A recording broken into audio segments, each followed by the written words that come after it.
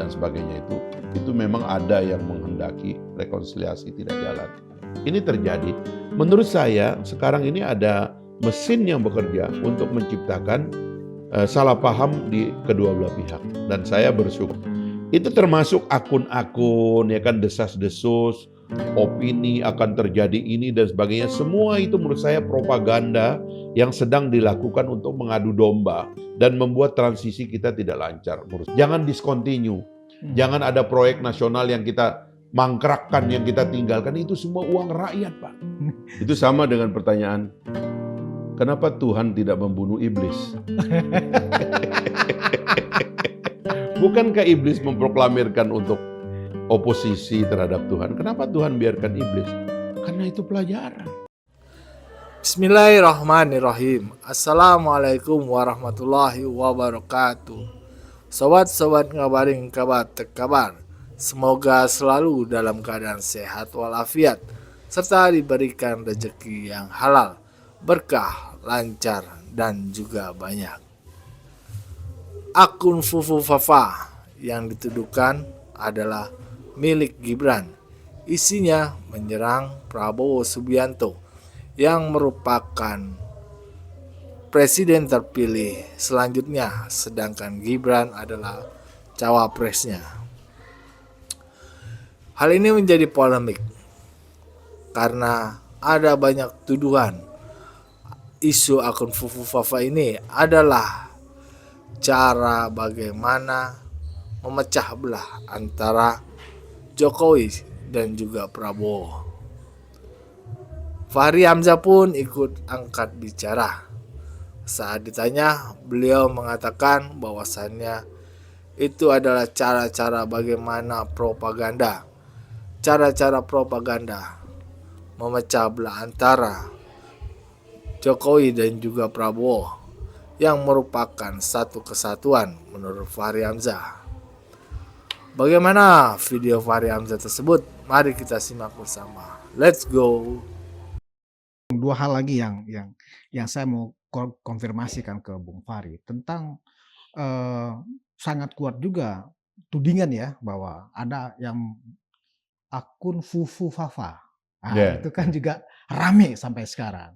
Yang ditengarai bahwa itu adalah akunnya wakil presiden terpilih kita, Gibran Rakabuming, ya kan? Dan itu juga diamplify sedemikian rupa seolah-olah itu dilindungi juga oleh Presiden Jokowi, padahal karena anaknya kan begitu.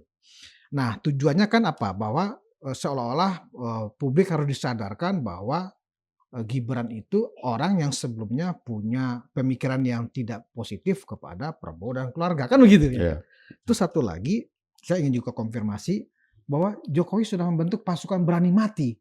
Nah, ini apalagi nih, Bu? Seolah-olah benar-benar 20 Oktober, sebulan lagi ini, ketika terjadi transisi pemerintahan, seolah ada yang tidak happy ketika Jokowi dan Prabowo itu memang sebagai satu kesatuan yang untuk bekerja lebih maksimal lagi untuk memperbaiki kekurangan yang pernah ada dan kemudian membuat sistem pemerintahan atau jalannya roda pemerintahan itu menjadi lebih efektif. Gimana?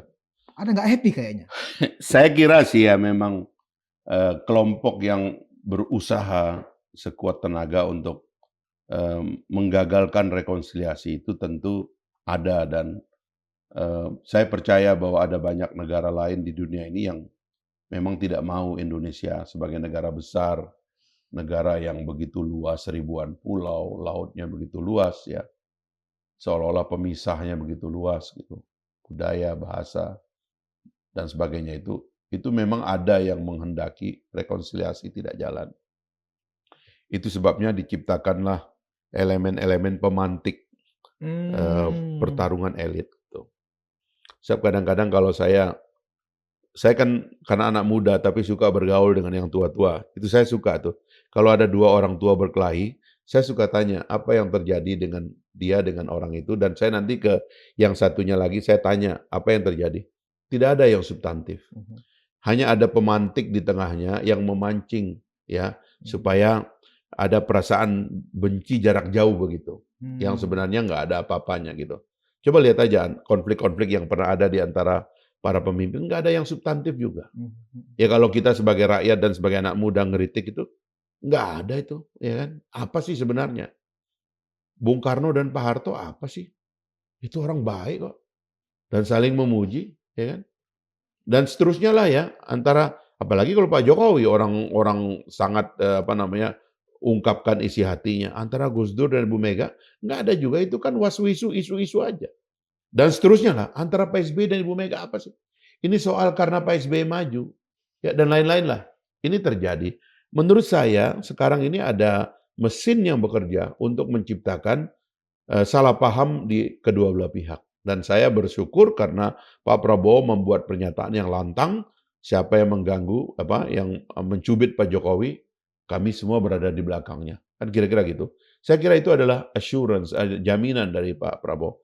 Itu termasuk akun-akun, ya kan, desas-desus, Iya. opini akan terjadi ini dan sebagainya. Semua itu menurut saya propaganda yang sedang dilakukan untuk mengadu domba dan membuat transisi kita tidak lancar menurut saya gitu.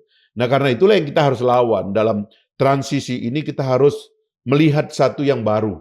Pelantikan Presiden 20 Oktober yang akan datang harus kita jadikan sebagai hari rekonsiliasi nasional, di mana harusnya semua pemimpin datanglah.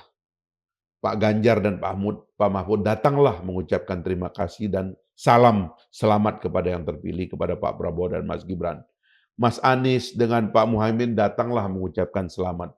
Para presiden yang masih hidup, para wakil presiden yang masih hidup datanglah dan atas nama rakyat ya mengucapkan selamat kepada yang terpilih.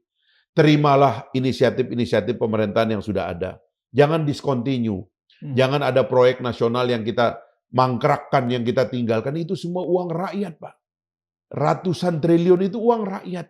Perjalanan bangsa itu harus terus ke depan. Seperti IKN saya bilang itu kan perlambang dari marka jalan kita. 100 tahun kita punya ibu kota baru. Ya itu wajar sekali, apa masalahnya? Kalau masalah kita punya uang, ya kita atur secara fiskal. Kita atur semuanya supaya tetap berjalan dan bertahap. Nah, saya kira itu yang harus diperkuat sekarang. Manakala himbauan itu tidak diindahkan oleh teman-teman pro demokrasi ini, bagaimana publik menyikapi perang isu atau perang propaganda ini, Bung? Khususnya di sosial media tentunya ya. Karena kan sekarang kita di era posmo ya, di mana segala sesuatunya yang benar pun bisa jadi salah, yang salah pun bisa dikesankan menjadi benar. Gimana, Bung? Itu sama dengan pertanyaan, kenapa Tuhan tidak membunuh iblis?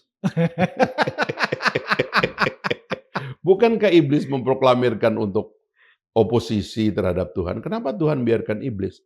Karena itu pelajaran. Iya, iya. Dan Kenapa semua Tuhan orang harus izinkan juga iya untuk dong. iblis menggoda? Iya ya dong. Kan? Kan kita harus waspada. Nggak apa-apa. Nggak apa-apa Ada ya? orang yang tidak selesai dengan itu semua, ya nggak apa-apa. Kan show must go on kan. Kita harus terus berjalan ke depan dan karena itulah konsolidasinya harus lebih kuat. Itu saja menurut saya. Nggak usah khawatir juga. Ya, begitulah tadi diskusi Pak Rianza dengan salah seorang ya. Nah, itu sangat jelas ya. Ada yang ingin mencoba memecah belah hubungan Jokowi dan Prabowo melalui Gibran dengan isu kepemilikan akun Fufu Fafa. Ya benar, setan tidak suka kebersamaan. Setan sukanya membenci, memfitnah, menuduh, dan perpecahan. Benar. Tapi kita nggak tahu siapa pemilik akun Fufu Fafa. Kita ikuti saja perkembangan beritanya ya. Wassalamualaikum warahmatullahi wabarakatuh.